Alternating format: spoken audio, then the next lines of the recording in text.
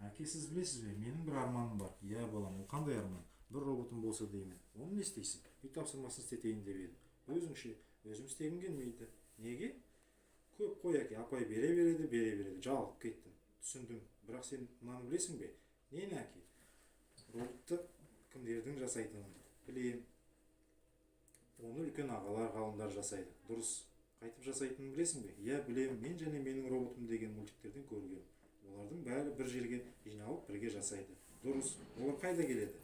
Олар алдымен өздерінің мектептерінен робот жасаған. Дұрыс. Олардың мектептерінде робот жасайтын жер бар ма? Иә, бар.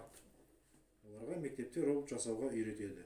Содан олар үйреніп, артынан робот жасайды. Дұрыс. Содан кейін не істейді? Содан кейін бір жерге жиналады. Қалай жиналады? Роботты жақсы жасаған балаларды ағайлар таңдап бәрін бір мектепке жинайды. Дұрыс. Содан кейін ол балалар не істейді? Ағайлар оларды оқытып, робот жасауды үйретеді. Артынан робот жасатады.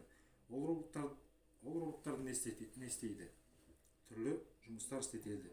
Өздеріне көмекші қылып алады. Жұмыстың бәрін солай істейді.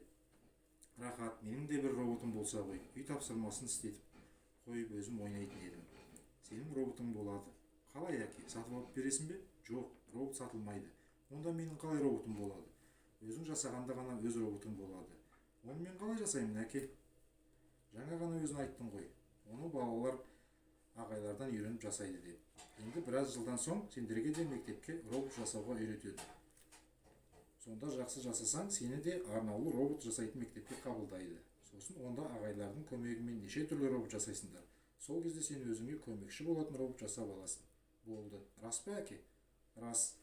Бірақ ол үшін сен алдымен сабағыңды жақсы оқуың керек. Себебі жақсы оқымаған бала жақсы робот жасай алмайды. Білдің ғой? Білдім.